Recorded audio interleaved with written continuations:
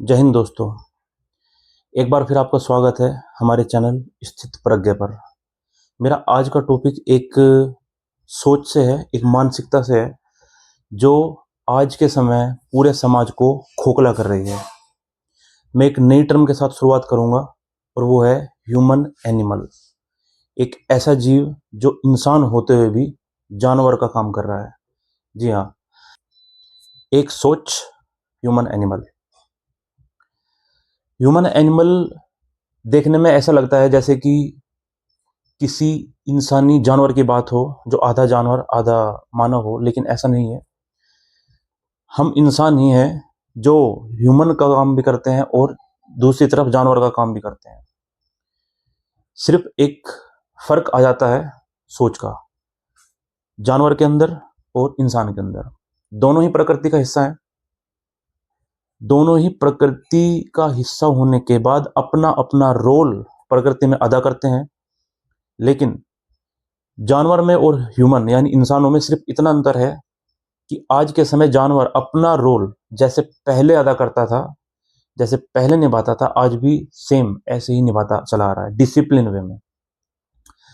क्योंकि उनके पास हमारे पास जो तार्किक शक्ति है उससे कम तार्किक शक्ति है, बुद्धि कम है, चेतना कम है। वो बस प्रकृति का हिस्सा है और जिए चले जाते हैं, और प्रकृति ने उन्हें जिस काम के लिए चुना है उस काम को पूरा करते चले जाते हैं। लेकिन हम इंसान दूसरी तरफ अपनी तार्किक शक्ति का प्रयोग जब करना स्टार्ट करते हैं तो उसके प्रभाव पॉजिटिव कम और नेगेटिव आज के समय ज्यादा हो रहे हैं। और वहीं से निकल के आता है एक नया टर्म जिसको मैं बोल रहा हूं ह्यूमन एनिमल।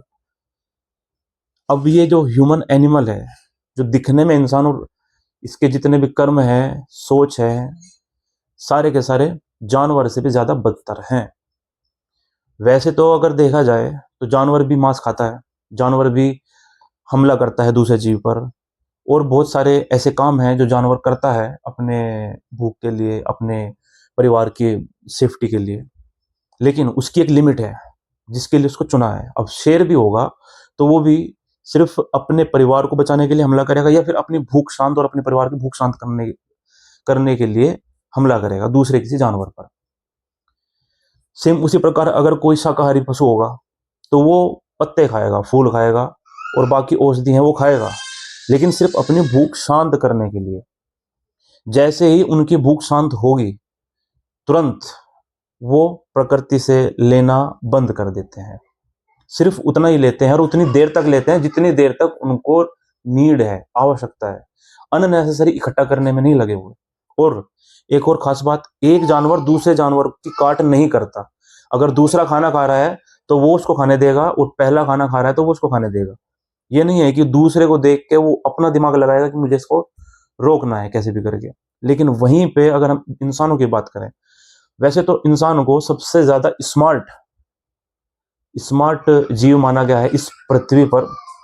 लेकिन असल में उस स्मार्ट जीव की, मतलब इंसानों की जो बुद्धि है, वो नेगेटिव पार्ट में ज्यादा इफेक्ट डाल रही है बजाय कि उसके पॉजिटिव पार्ट में। मतलब कि इंसान चाहे अपनी इस बुद्धि का प्रयोग करके बहुत बड़ा बदलाव इस सोसाइटी में और समाज में और इस पृथ्वी पे ला सकता है। लेकिन उसके उल्टे यहाँ पे सारी चीजें इंसान आज के समय में कर रहा है। एक दूसरे को मारना, एक दूसरे को हत्या करना, छीनना, रेप करना और मर्डर करना, ये सारी चीजें हैं। और जितने भी गलत कृत्य हैं आज के समय में इंसान जो कर रहा है आपस में अपना वर्चस्व बनाने के लिए, अपने आप को दिखाने के लिए, दूसरे को गिराने के लिए, वो सारे के सारे सिर्फ एक ही बुद्धि का परिणाम है, उनकी नेगेटिव सोच का। और वो नेगेटिव सोच ही बनाती है इंसान को इंसान से ह्यूमन एनिमल।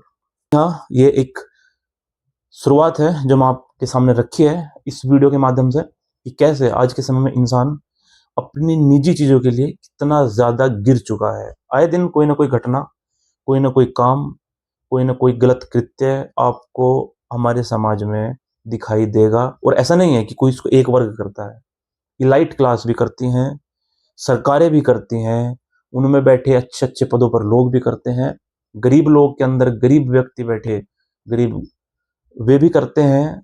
वो सोच का फर्क है। फर्क इस बात का नहीं है कि वो किस क्लास के अंदर एग्जिस्ट करता है। फर्क इस बात का है कि उसने अपने जीवन में सीखा क्या है और कैसे सीखा है। और सीखने से याद आया कि अगर आप मेरी पिछली वीडियो देखेंगे तो मैंने बताया है कि कैसे किसी बच्चे को तैयार कर सकते हैं आप उसके बड़े होने तक, ताकि वो एक सोसाइटी फुल ह्यूमन बीइंग बन के निकले। तो इसके लिए आपको मेरा चैनल सब्सक्राइब करके और पीछे वाली वीडियो आप चेकआउट करना। तो पूरा डिटेल में मैंने बताया है कि कैसे कैसे बच्चे को बड़ा करके एक अच्छे ह्यूमन में कन्वर्ट कर सकते हैं और क्या क्या उसके तरीके हो सकते हैं। जैसे कि मैंने बताया, वैसे तो देखा जाए इंसान हो या जानवर, दोनों ही प्रकृति का हिस्सा है।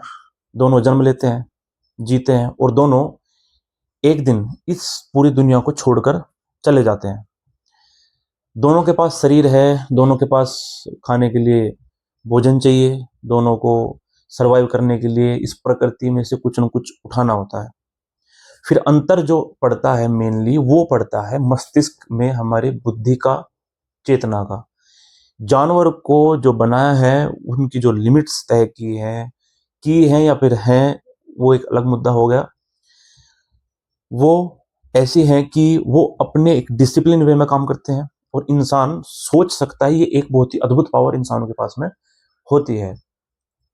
तो अंतर है मेन मस्तिष्क में, चेतना में और सोचने की क्षमता में। यही वह शक्ति है जिसने इंसान का पृथ्वी पर सबसे प्रभावशाली जीव बनाया है।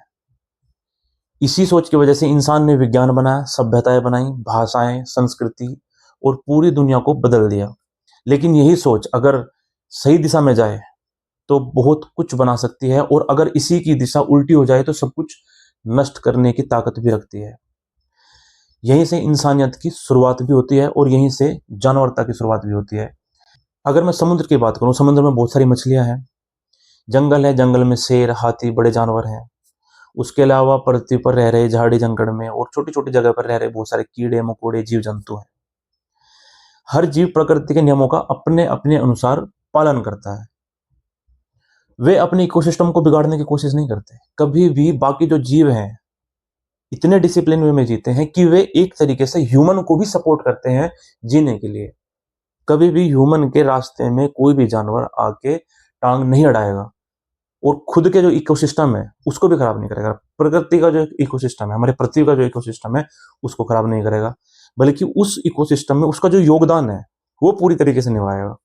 और इसी डिसिप्लिन के अंदर एक चीज आती है जानवरों की, कि वे प्रकृति से उतना ही उठाते हैं जितना कि उनको आवश्यकता होती है उस पर्टिकुलर समय में। इसीलिए वे इकोसिस्टम को मेंटेन भी कर पाते हैं। यही कारण है कि करोड़ों वर्षों से हमारी पृथ्वी पर संतुलन बना हुआ है। अब सवाल यह है कि इंसान कहाँ अलग हो गया। समस्या यहां से शुरू होती है कि इंसान के पास केवल आवश्यकता नहीं बल्कि असीम इच्छाएं हमारे मस्तिष्क के अंदर से पैदा हो जाती हैं। और वो क्यों होती हैं? क्योंकि हमें एक सुविधा मिली है सोचने की शक्ति की। हम विचार कर पाते हैं। अगर नहीं कर पाते तो ये इतना सारा बखाड़ा भी खड़ा नहीं होता। हम भी एक जानवर की तरह बस एक सिंपल जीवन जी रहे होते। तो ये जो असीम इच्छाएं पैदा होती है हमारे दिमाग के अंदर से हमारे जीवन के लिए, वहीं से छीना झपटी और बाकी सारी नेगेटिव चीजें स्टार्ट होना शुरू हो जाती हैं। अच्छा, एक और चीज है, जब जानवर अपना खाना ढूंढने के लिए जाते हैं तो वो उतना ही लेते हैं जितने की उनको आवश्यकता है। अब मान लो उनके पास अगर आवश्यकता से ज्यादा आ भी जाता है तो वो रुक जाते हैं, स्टोर कर लेते हैं उसको, एक दिन दो दिन तक इस्तेमाल करते हैं। लेकिन प्रकृति का उल्लंघन बिल्कुल भी नहीं करेंगे। आप देखेंगे कि कोई भी जानवर कभी भी प्रकृति का उल्लंघन नहीं करेगा। और अगर कभी आज के समय में एक दो केस ऐसा आता भी है कि उल्लंघन हो रहा है तो वो इसलिए नहीं हो रहा कि जानवर जंगल से निकलकर शहरों के अंदर आ रहे हैं, बल्कि इसलिए हो रहा है कि हमने शहरों को इतना एक्सपेंड कर दिया इंसानों ने कि हम जंगलों के अंदर जा घुसे। इस वजह से प्रकृति डिस्टर्बेंस होने की वजह से वो हमारे इंसानों के बीच में आकर कुछ एक दो घटनाएं हमें सुनने को मिल जाती हैं। लेकिन उसमें भी पूरा का पूरा हाथ इंसान का है। इनडिसिप्लिन एक्टिविटी हम लोगों की तरफ से होती है, इसलिए प्रकृति का इकोसिस्टम जो थोड़ा बहुत बिगड़ा है वो हमारी तरफ से बिगड़ा है। लेकिन वहीं इंसान का क्या है, अगर एक बार इकट्ठा होना शुरू हो जाए तो इंसान रुकता नहीं है। कोई भी ह्यूमन, कोई भी आदमी, अगर एक बार उसको कोई पद मिल जाए, कोई एक ऐसा रास्ता मिल जाए जहां से उसको इनकम का सोर्स मिल रहा हो और रियल इनकम नहीं, ब्लैक इनकम या फिर गलत तरीके से कमाया गया पैसा, गलत तरीके से इकट्ठा किया गया धन का अगर उसको एक बार कोई रास्ता मिल गया तो इस बात की गारंटी है फिर उसके बाद वो रुकने वाला नहीं है, जब तक कि उसके ऊपर कोई गाज न गिर जाए, कहीं उसकी बदनामी ना हो जाए। तो ये इंसान की फितरत है। अगर उसे थोड़ा मिलता है तो उसको और चाहिए, फिर और ज्यादा, और फिर और अधिक, और फिर असीमित हो जाता है, बेलगाम घोड़े की तरह। और यहीं से जन्म लेता है लालच, और जब लालच बढ़ता है तो धीरे धीरे दूसरे इंसानों के ऊपर हावी होना शुरू कर देता है। मतलब कि जो दूसरे इंसानों का हिस्सा है उसको भी छीन कर खाने की कोशिश करना शुरू कर देता है। और यहीं से शुरू होती है शोषण, भ्रष्टाचार, हिंसा, और एक दूसरे इंसान को इंसान न समझने की एक प्रक्रिया, एक सोच। और वहीं से पैदा होती है एक सोच जिसको मैंने आपको स्टार्टिंग में बताया, ह्यूमन एनिमल। जैसे कि हम आज समाज की ओर देखते हैं, हमें अनेक घटनाएं दिखाई देती हैं जो केवल कानून का विषय नहीं बल्कि मानसिकता का विषय है। जैसे बलात्कार हो गया, बच्चों के साथ अत्याचार हो गया, हत्या हो गई, भ्रष्टाचार हो गया, लूटपाट, धोखाधड़ी, कमजोर लोगों का शोषण करना हो गया। कुछ पैसों और मिनटों के लाभ के लिए, थोड़े से स्वार्थ लाभ के लिए कुछ लोग दूसरे लोगों को बर्बाद करने तक भी तुल जाते हैं। इतनी ज्यादा जबरदस्त जानवरता हमारे समाज में फिलहाल के समय में फैल चुकी है। और जैसे कि मैंने आपको पहले भी बताया कि किसी एक वर्ग के अंदर नहीं है, ऐसा नहीं है कि गरीब लोग ऐसा करते हैं ना, और ऐसा भी नहीं है कि मिडिल क्लास या फिर अपर मिडिल क्लास करते हैं। रिच से लेकर गरीब तक कोई भी करता है। बस फर्क इतना हो जाता है कई बार अगर कोई किसी पद पर बैठा है तो उस पद के मिसयूज इस प्रकार करता है कि लीगल तरीके से गलत काम करता है। जैसे कि पॉलिटिशियंस हो गए, कितने भी भ्रष्टाचार करो, भ्रष्टाचार क्या है? दूसरे के पेट पे लात मार के अपना पेट भरना। वहीं अगर कोई गरीब दूसरे के साथ सीधे से तौर पर छीना चपटी करता है, क्योंकि उसके पास कानून तो है नहीं, कोई पावर भी नहीं है, कोई सत्ता नहीं है, तो गरीब आदमी भी सेम काम करने जाएगा, दूसरे के घर चोरी करेगा, छीना छपटी करेगा, लूट मार करेगा। बिल्कुल गलत है, कोई डाउट नहीं है। लेकिन ऊपर बैठा एक व्यक्ति जो पद पर है, जो भ्रष्टाचार का नाम दे के भ्रष्टाचार इस देश में कर रहा है, लेकिन कानूनी रूप से बच जा रहा है, अपने पावर का इस्तेमाल करके बच जा रहा है। और एक गरीब जो छीना चपटी कर रहा है, लूट पीट कर रहा है, जो तुरंत फंस जाता है, कानून के चंगल में आ जाता है। दोनों सेम काम कर रहे हैं, दोनों की सजा सेम होनी चाहिए, लेकिन ऐसा नहीं है। वो आपको सब पता है कि हमारे अभी सिस्टम में किस हिसाब का माहौल चला हुआ है, तो उसके हिसाब से आदमी अपना उल्लू सीधा करने में लगा हुआ है। लेकिन बात यहाँ पे सोच की है। तो अ, कमजोर लोगों का शोषण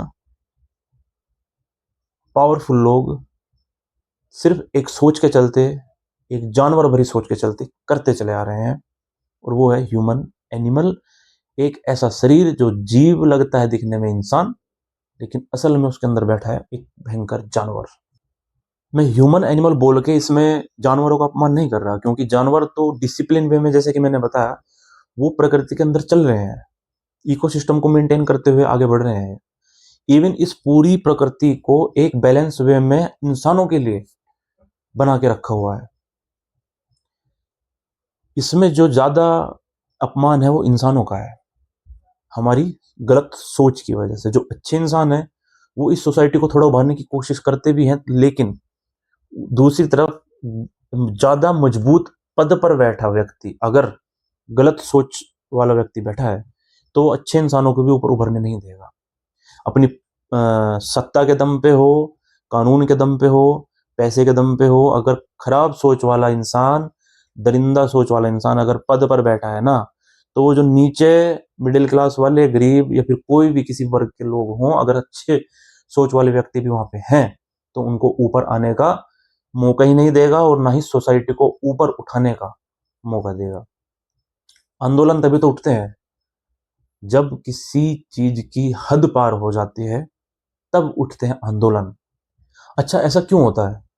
ऐसा क्यों होता है कि लोगों को लगने लगता है कि जो सफलता है वो, जितना ज्यादा आपके पास पैसा होगा आप उतनी ही सफल माने जाओगे, जितने ज्यादा आपके पास पावर होगी आप उतनी ही ज्यादा सफल माने जाओगे। अगर इंसानों के आज के माहौल को देखते हुए बोला जाए तो शायद ये सही है, क्योंकि पावर होगा, पैसा होगा, तो सीधी सी बात है आपका रुतबा होगा, आपसे डरेंगे, आपकी नकली इज्जत करेंगे करेंगे। लेकिन असल में अगर आइडियल सिचुएशन देखी जाए और एक प्राकृतिक सिचुएशन देखी जाए तो ये सारा का सारा फ्रॉड है।